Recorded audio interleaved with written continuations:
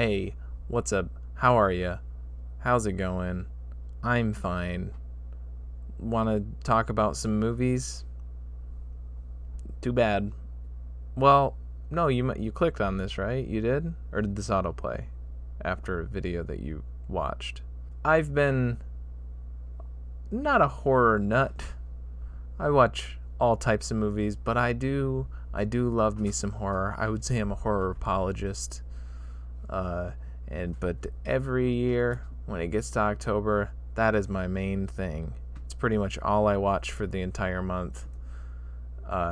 And I started, as of a few years ago, decided to do franchise runs on some big name horror franchises. I don't think there's a single one outside of Evil Dead, which only really had a couple. That only had 3 movies when I was a kid. So, anything past besides Evil Dead, anything past 3 entries. Never watched every entry. I haven't seen all of Halloween, Friday the 13th, Nightmare on Elm Street. Seen 1 or 2 of most of them, and I'm I'm a semi horror guy. I'm a semi nut. So why not do my due diligence and make my way through some of these big franchises. So first year, I mentioned it earlier, but I have since the first one I did was Nightmare on Elm Street. Had a great time. Last year I did the Hellraiser series. Not as great of a time. And this year I decided to do the Texas Chainsaw Massacre series, a series I had not seen a single entry of. And I decided to because Nick recommended the original for the podcast, ThereWillBeDuds, which this channel is for. That's what we're about. That's what we do here normally. So go check out that episode. I'll put it somewhere so you can get to it. If you want a more extensive review coverage of the first movie, as well as the second, we do go into the second one a bit from me and the others on the show. Yeah, so we're going to be doing a top 10 list. We're top 10. It's the only 10 Texas Chainsaw Massacre movies. And yes, it's 10, not 9. If you know, you know. If not, you'll see when I get to that movie on the list why there's 10. I also have this list in letterboxed form. I have a letterboxed. I guess I'll put that list in the video description or something. Why not? So you can see my written opinions. I'll probably be making a lot of the same points here, but maybe I'm in my written reviews a little bit more well spoken. Probably. I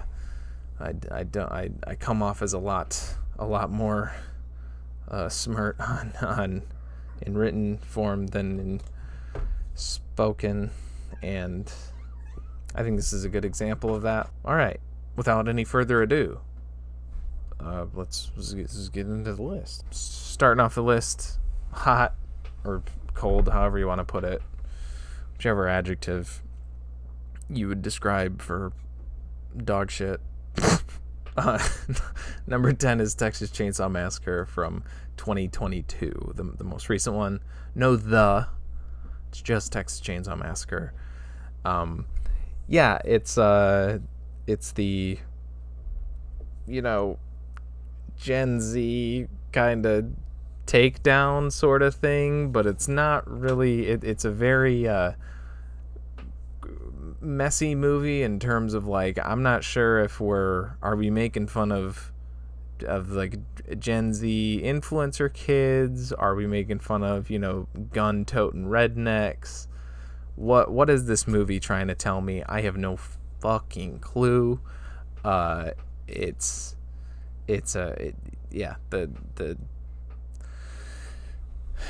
shit rough. These kids mainly, because they mentioned the redneck character, but he's not a super major part. But the Gen Z kids, whatever you want to call them.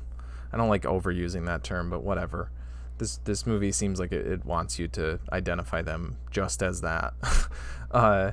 they're almost like parodies of those like archetypes. So it part of me wants to be like, is that intentional? Is it tongue in cheek? But like the writing outside of that is so poor that I don't think so.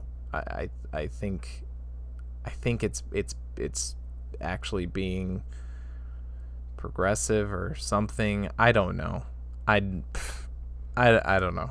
It's just it's very bad writing. I don't know how else to put it. The gore is bad. It's got that painted CGI modern look. It's a very bright, like colorful movie, which I thought I was going to enjoy after the dull, gray, gritty movies that became the norm since the 2003 remake. They all have that kind of palette, and this changes that up a little bit. But I don't know. It wasn't enough, I guess. Like, that was, I guess, a nice change of pace in that sense, but that was about it. Leatherface is just he's killing again because his mom died, whoever that was. I'll probably keep saying it doesn't make sense a lot if I keep going into this movie. One scene I will give this movie is the scene in the cornfield, or the sunflower field after the car accident, where the girl's in the car and she's like looking in the rearview mirror and she sees Leatherface and then he's gone, and that was good. That was like a good, decent, suspenseful scene, and that was it. That was the only part where I was feeling that. Oh, Sally. Oh my god, I hate everything they do with Sally in this. It's awful. They're clearly aping the 2018 Halloween sequel, whatever. Where they bring Laurie back and she's, a badass survivalist, whatever. But like, at least she has like impact on the story. Like, she's worked into the story more in the Halloween one.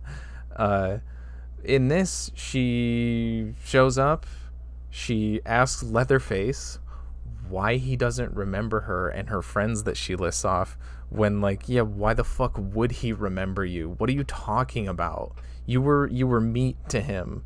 Why? No shit, he doesn't remember you. Shoot him. Who cares? Shoot him. But she doesn't. She lets him go out. He slaughters an entire bus full of kids, which is pretty good. And then she gets gutted and thrown into a pile of garbage, which is what this entire movie is. So, on Letterboxd I went with a 1 star. So this is like a 2 out of 10. 2 out of 10 on our show scale. Bad movie. Oh, damn, I gotta say, I actually laughed out loud at the very end where the sister gets yoinked out of the car and beheaded. And this other sister just like in the car going, no, no, no. The autopilot car is going away. That was good. If that wasn't supposed to be funny, whoo boy. It was funny though.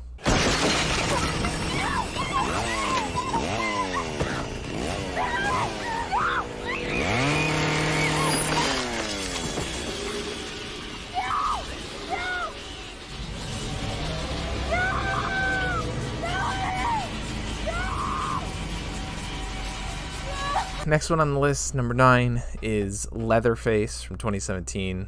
This is that gritty gray, post 2003 remake look that I'm talking about. It's not just this. A lot of horror movies took this look. It's got that, and it's the origin story movie, and in my eyes, Leatherface doesn't need an origin story. So you're starting off on a bad foot, but also it just like it's so weak. From like, if you're taking a character like that and you're like, okay, we're gonna explore like how he became this dude, like how'd the Joker become the Joker, how did Hannibal become Hannibal Lecter? His name was Hannibal Lecter. I don't know why I said it like that. You know what I mean? How did he become Hannibal the Cannibal? There we go. Which is also bad. I will say this isn't as bad as Hannibal Rising, especially as far as like the reasoning behind, but like you're trying to put reason to like, this is why he does what he does. And it's like, oh, his friend from the like institution that they were at or whatever gets killed, who was like so important to him, I guess, and he gets shot in the face because Leatherface has to be deformed. If he wears a mask, the skin, he's got to be deformed. He can't just have a normal face under there. Are you kidding me? Why would he cover up his face if it was normal? He's got to be deformed. So that was stupid. And I couldn't tell if that was supposed to be a twist either, that like it wasn't, because I gotta say, I mean, I was thinking it was the bigger kid, the one that his like friend that gets killed, but when it happened I was like, was that a twist, or did I just like miss like a line or something earlier that you know said that it was not the big kid, whatever his name was, Jed, I think Jed, or no, they had the fake names. Jackson was the one who was actually Leatherface, and Bud or Bub or something was the bigger kid's name. And yeah, it's strange. It's a strange entry, I'll say. I guess I don't even want to say props for doing something different, because different is an origin story, and that's not. It's lazy, and it was so disappointing because it was it started off with a really silly scene. I was like, okay, we're gonna get silly with this one, with like the family is like his birthday and they make him a cake made out of meat. I'm all for going silly rather than taking yourselves too seriously with horror movies, especially this franchise, as it goes on. But it didn't. It tried to be serious with it, and I'm not for it. Hey, what's up, bud? Can do this. Maybe we can get some more cat action. Yeah. That's, yeah, that one. It's a 3 out of 10, 1.5 stars. That's a light one. I think that's a light 1.5. Next on the list, number 8 is the Texas Chainsaw Massacre from 2003, the aforementioned remake, which I'll preface by saying was my only experience with the franchise for the longest time. It came out when I was a little boy, and I remember my older brother having friends over. They were in high school and watching it, and just catching glimpses of it, and then hearing it when I was downstairs, and being terrified from that. Just the little tiny glimpses I thought, and then him retelling me scenes from the movie the next day and describing it as like the scariest movie of all time. I didn't watch it until this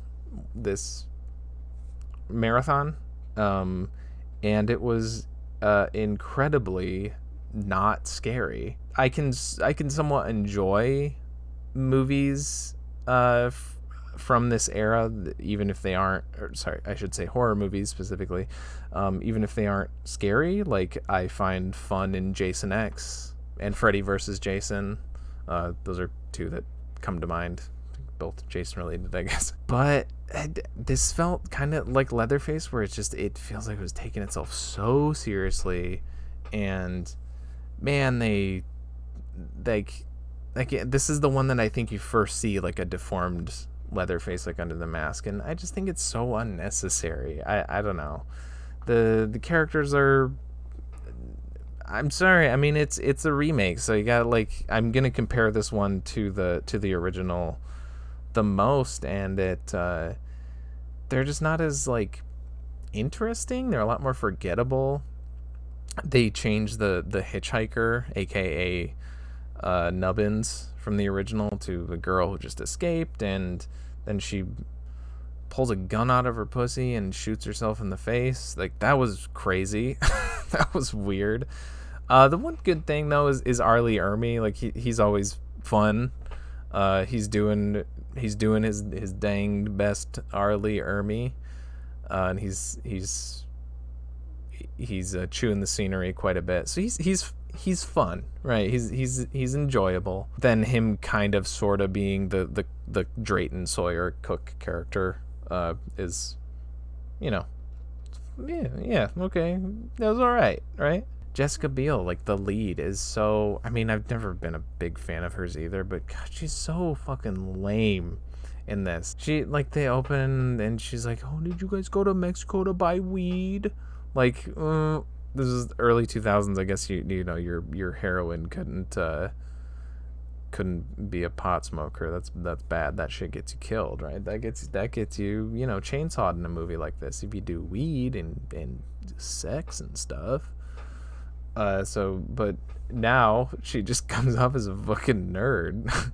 And then I don't remember where they use it, but I mean, I'm gonna say this. Maybe it's originally from this. I don't know, but they use that sound, the kitchen nightmare sound, the one Yep, that one. Yep. Oh man, does it take you out of the scene every time it happens? Holy shit. I had no idea that was from this or they used it in this. Whether it's from this originally, I don't know. But either way, it took me a few seconds to get back into the movie. I will say, talking remakes, it's not as bad as the Nightmare on Elm Street remake. As you know, there's worse comparisons for these. Like I said, Leatherface not as bad as Hannibal Rising. This isn't as bad as the Nightmare on Elm Street remake, so could be worse, I guess. The violence is pretty decent. I don't always look at this in every movie I watch, but if I'm watching, a horror, especially like a slasher franchise, yeah, I want to see some blood and guts. I want it to look cool and do some creative stuff with it.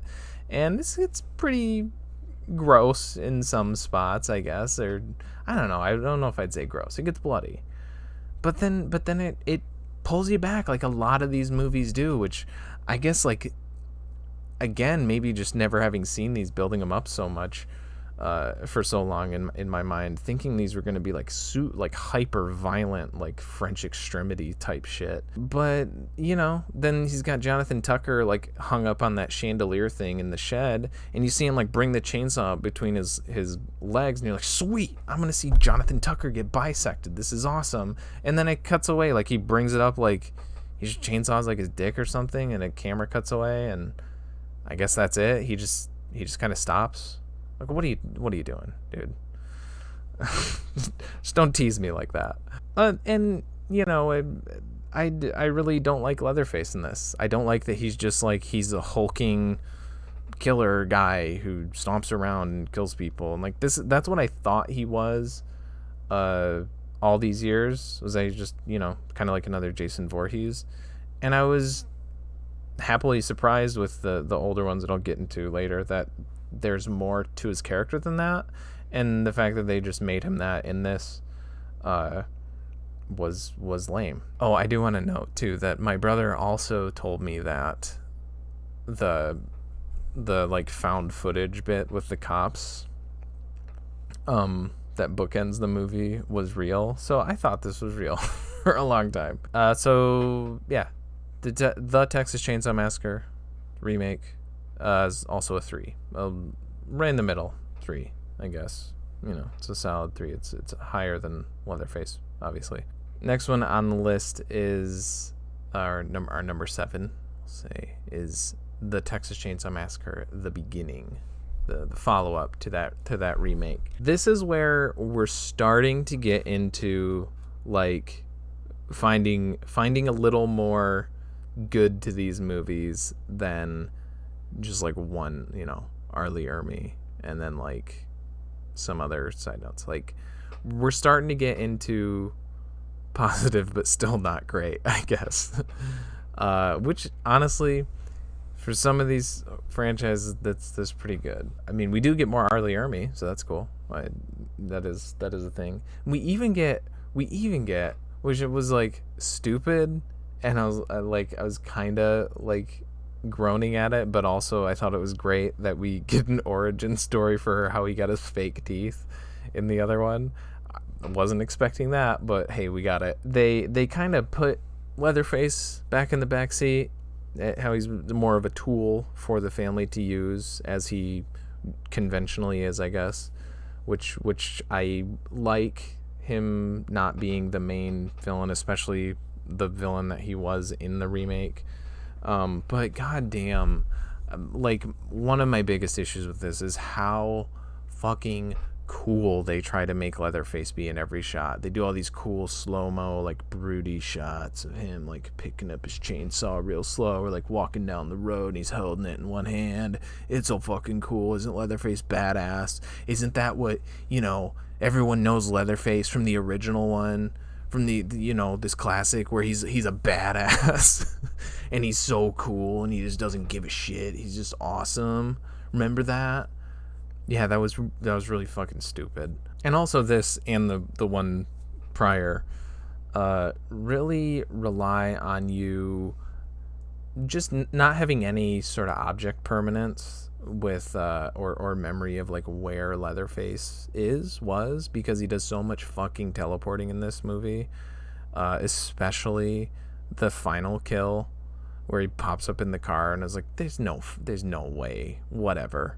Then he chainsaws her through the chair and she runs into those two guys, so that kind of made up for it. That was kind of cool. But yeah, really the portrayal of Leatherface is maybe my biggest single gripe.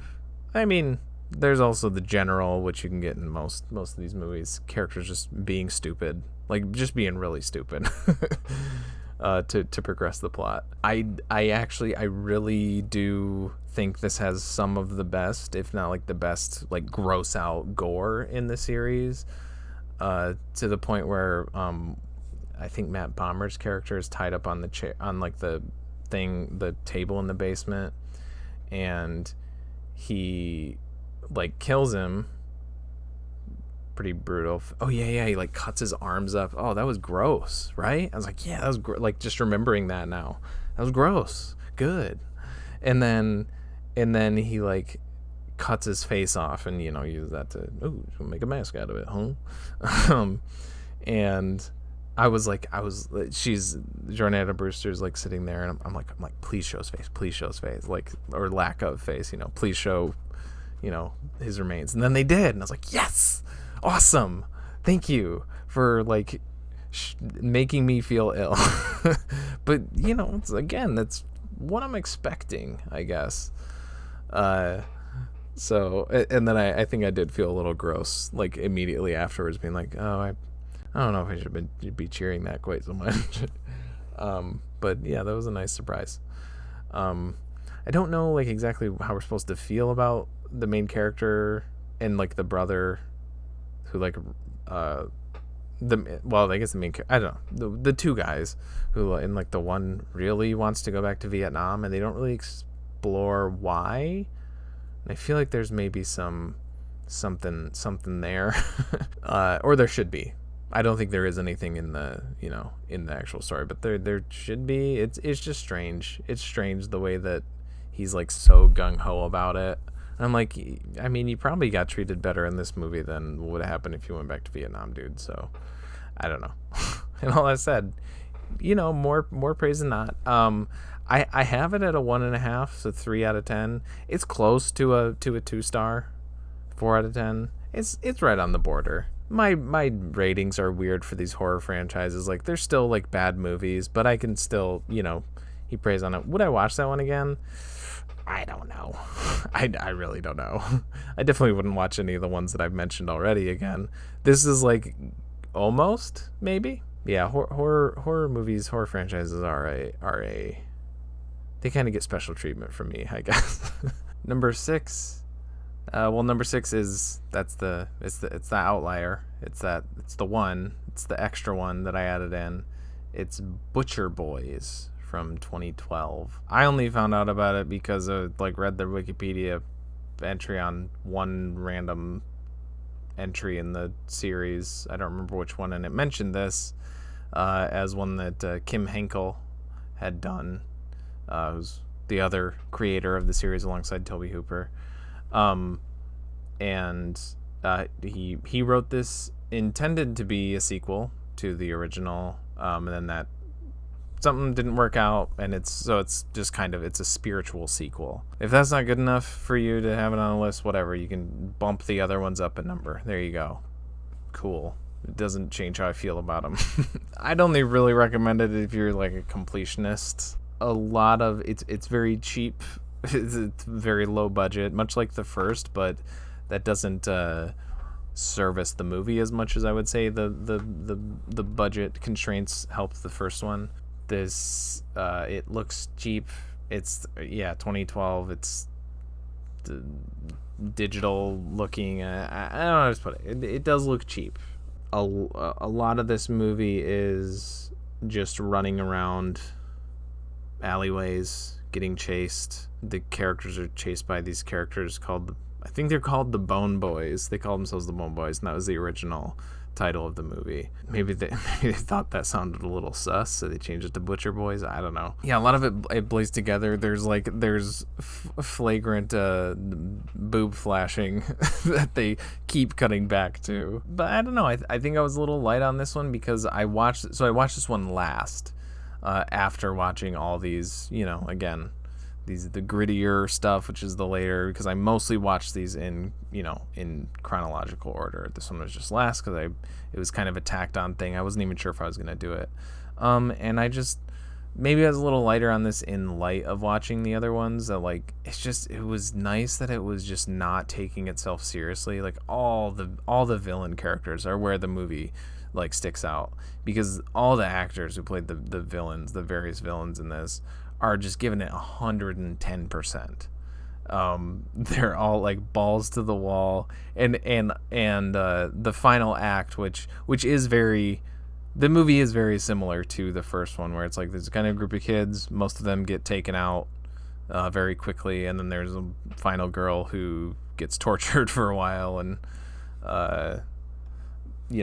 then chased down by the bad guys. There's no Leatherface character, but there is a big caveman dude who they have chained to a wall the whole time. I'm is that supposed to be his stand-in sort of thing? I don't know. But yeah, the final act is just there's the old dude, Randy Wayne or something like that, who's covering himself in lard like Chang in that one episode of Community. Or okay, I should inform you that I am licensed by the state of Texas to carry a concealed weapon. We need to call for help. Do you have a cell phone? Wouldn't matter. I ain't going nowhere. Except down that skinny hole. He's trying to find his girl, who it turns out that he's actually not doing unsavory things too, and she's cool with it. It's a very strange movie. I can't say I recommend it necessarily, but I don't know if it sounds fun. If, like I said, if you're a completionist, sure. The ending half hour or so is pretty wild. It gets really crazy. There's a citywide riot. There's a fucking rocket launcher. There's the dude in the dress running around with the cattle prod. It is a crazy. It gets really crazy, and then it just kind of ends, and that was a bummer. Sure, the first one ends pretty abruptly. A handful of these end pretty abruptly, but this felt more so because we just saw a fucking rocket launcher go off, and it explodes and misses the car that the girl's in. And then it cuts to the city, drone shots of the city, and then just goes to credits. It was weird. It was wild. I settled on a low, we'll say a low 4 out of 10, 2-star. I could almost see swapping this one with the beginning. But those are the scores I settled on. So that's where we're at. Yeah, that's the way the cookie crumbles, baby. Number 5, halfway through, is Leatherface, the Texas Chainsaw Massacre 3. It's might be the one that is the most forgettable out of all these. It tries to reel back the silliness of the second one and try to get a little bit more scary with it. It tries to be more like the original. It still has it's still not trying to be as serious as the remake and stuff, but it feels like it's kind of a walk back a little bit from the second one. And I mean, it is it is definitely a walk back from that one, but it's maybe the least scary up to this point. 1, 2, 3, it's the least scary of them all. And I realized after this that there's these early 90s horror movies there's just something about him, because I felt this way with Freddy's Dead, The Final Nightmare, which I still liked. I still had fun with it.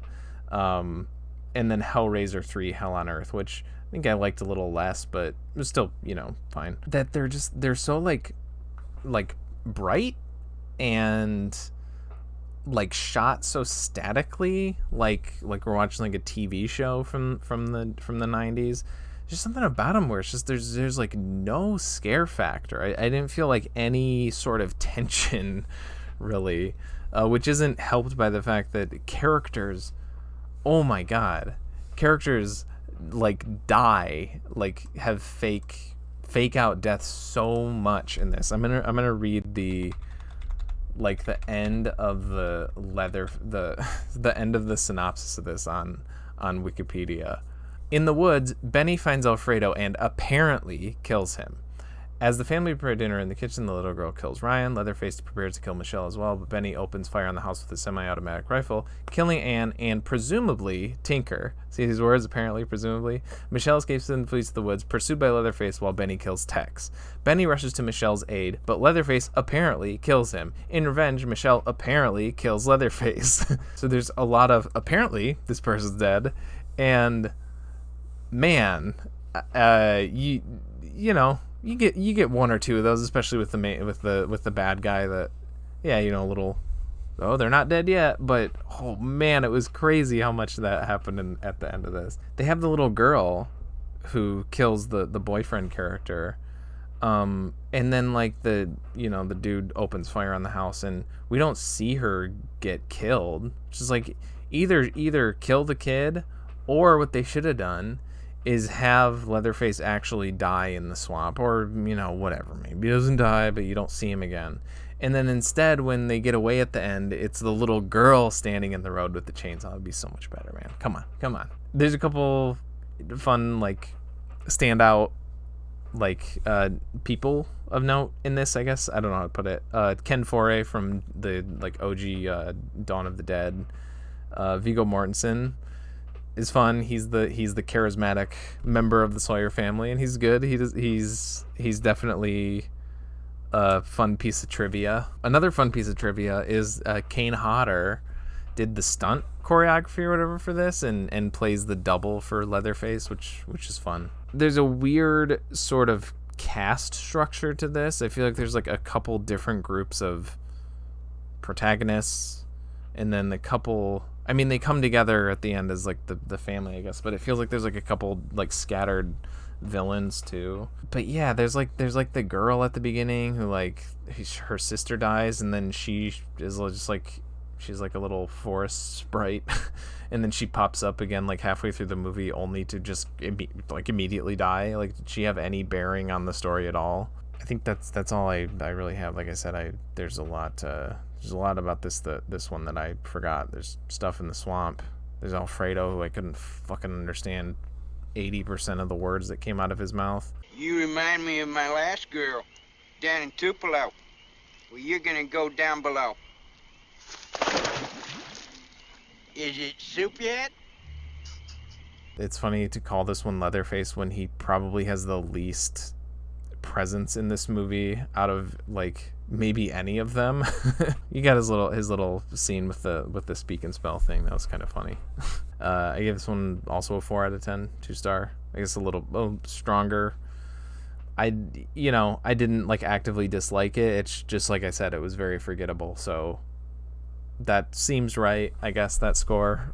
I can't defend it because I can't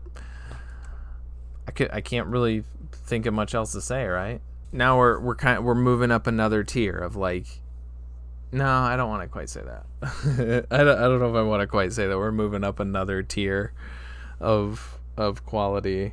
We're close though, I guess. Yeah, I feel like these next few are maybe controversial picks. I don't really know the overall kind of the meta or the zeitgeist, whatever kind of word you want to use for this series, like what are considered the better ones, what are considered the worst ones.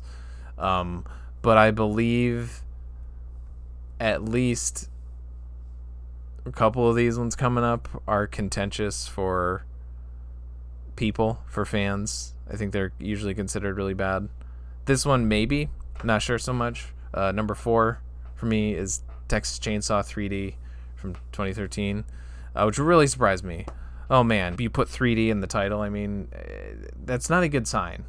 It kind of spells doom, I would think.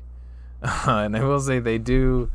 Even just watching this on my TV, not in 3D.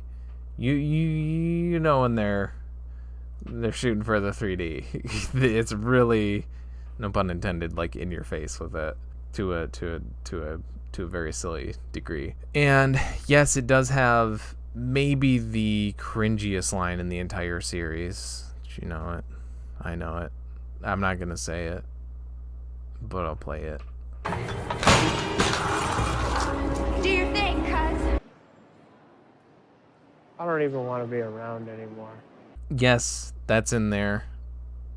But other than that, it surprised me with how just entertaining it is.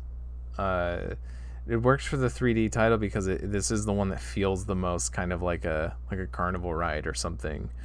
Hey, there's the scene where they're at the carnival, like that's different, and he just throws his chainsaw and runs into the woods. Most of the protagonists are forgettable. They're written to be killed. The lead actress, Alexandra Daddario, is fine. But why I brought her up is the timeline of this movie is like, this movie treats it as like people age half of what they do in reality, because she's, I think by the math that she'd be like 40 here. Leatherface would be 60s, mid 60s. And then the character who was in like the lynching party and the cop that was like there back in the the day of the original, they look like they've aged like 5 years? I don't know. And I was thinking like, oh, is this set in like the 90s or something? That could have been fun, like set one in the early, do a little kind of period piece thing, Texas Chainsaw. That be interesting, I guess. It starts with a really fun scene. You get cameos from Marilyn Burns, John Dugan, Gunnar Hansen. I think those are it for the original ones. And then Bill Moseley, who played Chop Top in the second one, is playing Drayton Sawyer in the flashback. That's so cool. I don't know. I got a kick out of that when I realized that old Leatherface look. And man, see, they can do the mask from the original. I don't think any of the masks have looked as good as the original one. The one in this is okay. Actually, this is outside of the early Leatherface. Outside of those, this is probably my favorite take on Leatherface, where he's not quite just a mindless killer like he kind of is, but at least they attempt to give him some like nuance, something there. It's very thin, but they tried, or they did include some of it, and it was nice to see something different. It would have been cool if there was a little bit more with him and Heather, was that her name? I don't even fucking remember. The main girl at the end, instead of him just being like, ugh, and her bringing the food or whatever. I wish there was something there. And I'll say, this is like, outside of the first movie, this is like the only jump scare that kind of worked for me. I think it's like the first kill with him or something, first or second kill. Maybe I was just in a state or something, I don't know, but it got me. It's like the only one outside of the first movie. First, second. The second one does have some good jump scares, I should say that. It's a historical rewrite. It's Sawyer apologist for sure, with how it like paints them to almost be victims in that opening scene. And this almost like plays out like a revenge movie, which is a fun twist, I guess. But you gotta have some reason to make the main character like okay with what this dude is doing. And the dude getting like pushed to the meat grinder, and then Leatherface like kicks his hands in after it. That was like the cherry on top. I was so glad. I was so expecting them to just disregard, the hands are just gone. They're just not acknowledge them. But then he kicks them in after. That was great. For what it is, I would say pleasantly surprised. And in this case, pleasantly surprised, net to a 5 out of 10 or 2.5 stars, and in the 4th spot on the coveted TJ's Texas Chainsaw ranked list on Letterboxd. We're getting ever closer to that higher tier. I still don't know if I would include this. Another This is another one that I'm pretty sure is a lot of people consider to be one of the worst, but I had a really good time with it. Is the return of the Texas Chainsaw Massacre, or the Texas Chainsaw Massacre: The Next Generation. Yeah, I don't get the hate for this one. Another wild, crazy, fun Matthew McConaughey just going all out as Vilmer with his like mechanical leg and stuff. The other characters in the family are fun too. But I mean, he's just going for it. Renee Zellweger too. They both like very early on in their careers too. I don't know. This wasn't their first movie, or at least it wasn't his first movie, because there was Dazed and Confused at the very least. But maybe their first like feature roles. The one who's like always quoting like famous authors or philosophers or whatever. Leatherface is like more of a wimpy like pushover, like almost too much. But this movie is so off the wall that like it didn't bother me really. I don't know, like I was kind of okay with how they did Leatherface in this. I loved when Renee Zellweger told him to shut up and sit down like during the end, and like he actually did. That was great. That was awesome. That's such good, like that's such a good moment. You can't tell me it's not. That's awesome. I'm gonna leave, and no one is gonna stop me. You sit the fuck down and shut up. It is weird that like I feel like the sort of like the direction or that scene, it just kind of falls apart. I feel like some of the family just kind of like leaves the room, just kind of like not paying attention a lot of the time. It's very weird, like how that all goes. And then then we get like the Illuminati stuff, like Matthew McConaughey has the Illuminati on his truck, and I didn't think much of it at the time. I did note it. I was like, is that just like a funny little thing? And then the characters are kind of like mentioning, there's the conspiracy type stuff, and then it's revealed that it's real at the end.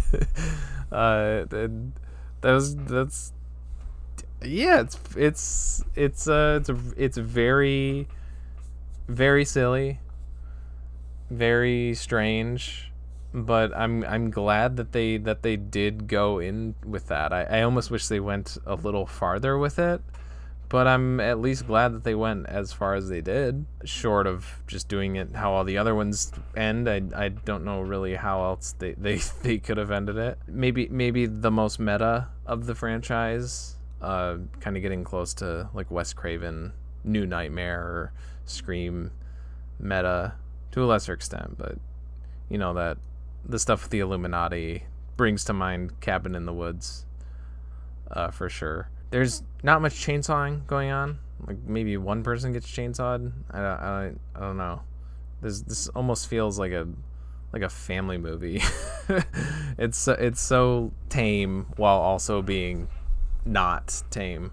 And it's a Kim Henkel. It's another. It's like I think his only other one that he worked on past the original. I think in the actual franchise, not including Butcher Boys. He can do what he wants with the characters. I don't give a shit.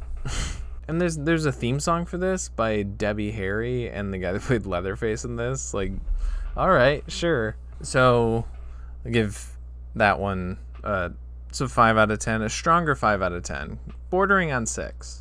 And now with number 2, I'll say officially, yeah, we're moving into that final tier. The top 2 get into that final tier.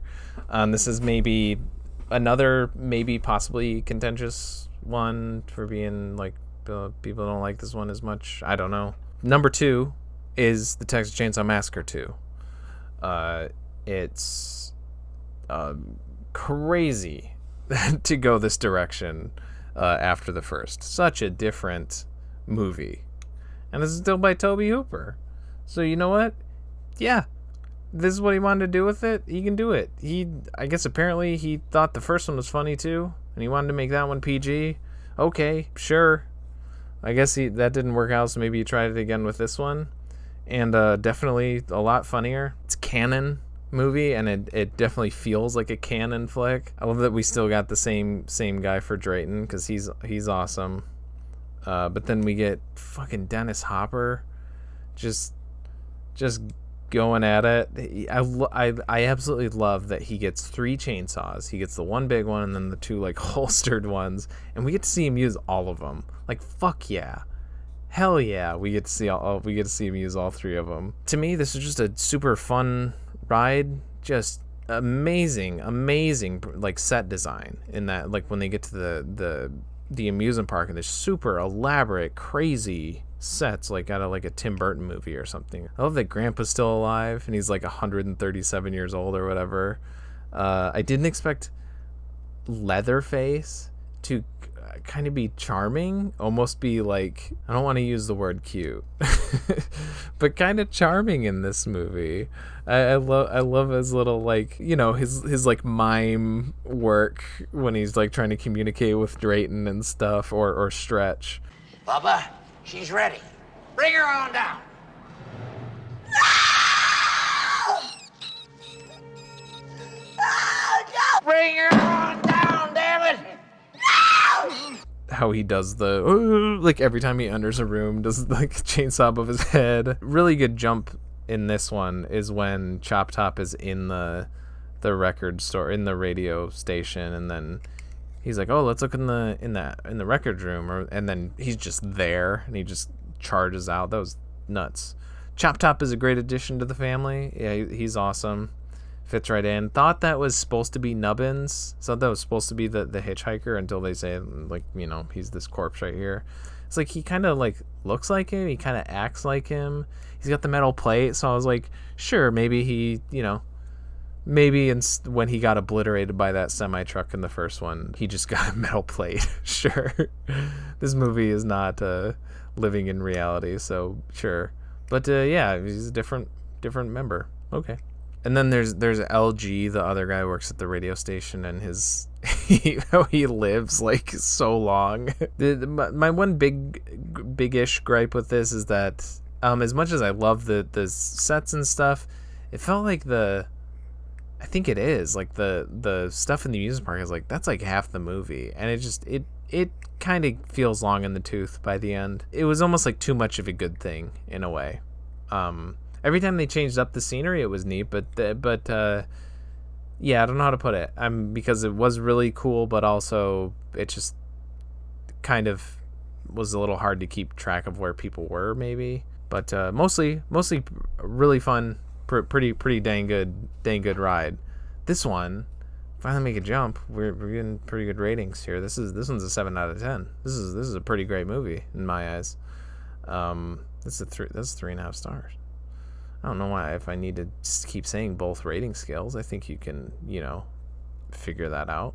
All right, and finally, number 1, which I'm sure you know by now, is the original, the Texas Chainsaw Massacre. There's 2 words in this one for some reason. It's awesome. This movie just really blew my socks off. Prior to it being recommended for the show, figured it was one of those that I would check out someday, but just kind of as an obligation. I never had like too much interest, but I loved this movie. It's probably one of my favorite horror movies now. It's shot like right up there. Don't know if it'd crack my top 5. That's a pretty tight list, but it's pretty close. It's probably top 10. Yeah, I think I've probably alluded to some of these points that I'm going to make earlier on. It's a very low budget, but the movie is serviced by the low budget because it gives it this just dusty feeling. The atmosphere in this movie is palpable from the get-go. The flash photography and the sound effects, which I'd heard tons of times, the sound effects just immediately puts you like off, immediately just unsettled, and it doesn't let go. It's sweaty, hot, oppressive. It's one of the most like affecting atmospheres for the movie in like any movie. That it's one that I would put on a list of best movie atmospheres. It's just such a natural feeling movie. Characters feel very natural. The dialogue is very, very natural. The characters are like fine and normal. Maybe it's a little, you could say they're a little dumb for going into the house so willy-nilly, but it's like if you're stranded in the middle of Texas, like yeah, you might be a little more proactive, a little more nudging your way in to houses, asking for help, I guess. That's the only like the one thing that'd be like, yeah, it's being a little dumb, but mostly everything feels just very, realistic in terms of like how the characters act and react and stuff, and it's just so matter of fact with the kill. It's not concerned with, it doesn't give the kills weight, and it's like that gives them weight. Like shit, it just happens. Like Kurt he's out, and it's really good. I don't know how to really explain it, but the kill scenes are just so, the lack of music, and then just hearing his feet just tapping on the wood frame thing. So many great shots, so much cool cinematography. The one of Pam like walking up to the house after Kurt gets got, maybe one of the more iconic ones. Her getting grabbed by Leatherface is a good one too. Good characters, you get the cook, you got Drayton, you got Nubbins the hitchhiker. He's awesome. Franklin's probably my favorite of the protagonists. I love a good balancing act of like a character that could be annoying but isn't. It's either the performance or the writing. It just kind of like rides that line. Another like big thing that just really took me by surprise was Leatherface. Again, mostly just knowing the remake, the bits, just thinking of him as just another killer guy, another bland, boring killer guy, and completely took me by surprise how wrong I was about him.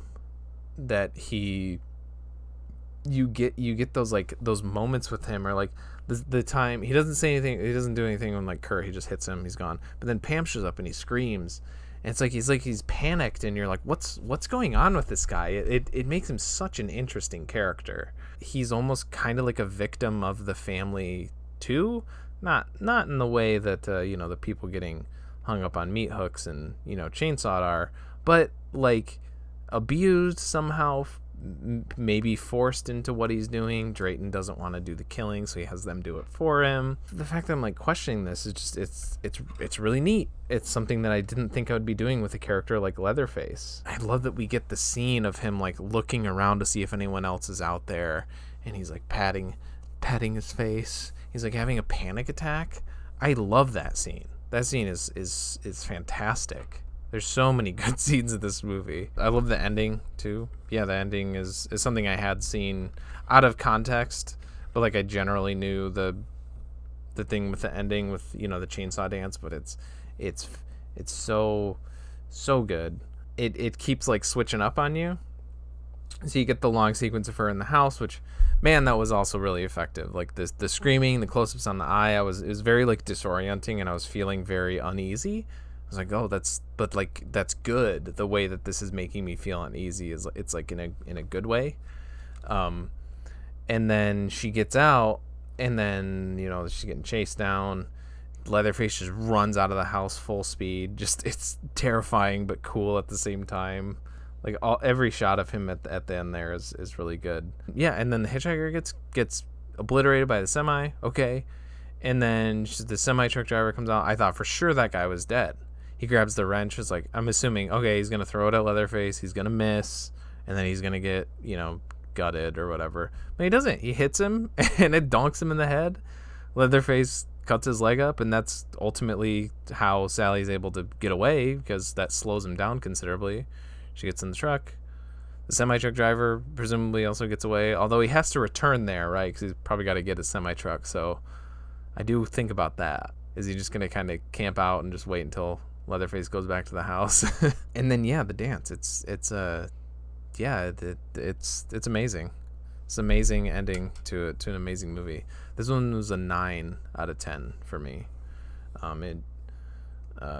It's great. It's a classic. I agree. It is a classic. And that's a franchise. That's our first franchise review thing.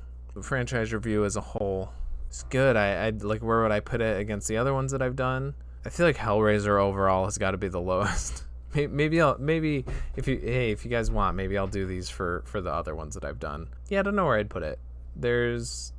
I will say, there's this polish that the movies get after the first one, where they just look too nice, and I don't really like that all that much. No matter my feelings of a franchise as a whole, I have come to really love doing these franchise dives, because even though my experience with the movies individually varies, it's just I don't know what it is, but watching these these horror franchises of very varying quality, it's a different kind of experience. I don't know how to put it. It's fun getting into the lore, and I love the way that these franchises do fan service. It seems a lot more loving, generally speaking. I won't say for the most recent Texas Chainsaw, than, I don't know, some of your bigger name franchises. It's just it's so much fun seeing, like, even when the movies aren't good, it's still fun seeing characters that even if it is just the killer. Sometimes it's fun just kind of chilling with these oddballs, movie after movie. I get how people can get so attached to franchises like these. I do feel like I repeat, like when I was talking about the original and the second one too, I guess I was repeating a lot of what I was saying in the Duds episode. But there's some other guys on there, and we do talk about some other stuff in the movies that I didn't touch on here. So again, try to check out that episode if you like. Speaking of liking doing these horror franchises, we did another one this year. Well, Nick started doing it, and then I just decided to, because I saw the new one. It's Saw. He decided to start watching the series, and I was like, sure, I'll do it too. So I think we're gonna do a video on that. We're gonna do a franchise respective video on Saw that'll be up here. Hopefully we'll have more YouTube exclusive videos in the future. We don't have like a super set plan, but I don't know. If you're there, if you're still watching, let me know what you want to see. Is there anything else to say? A room. You've been watching Kitchen Nightmares.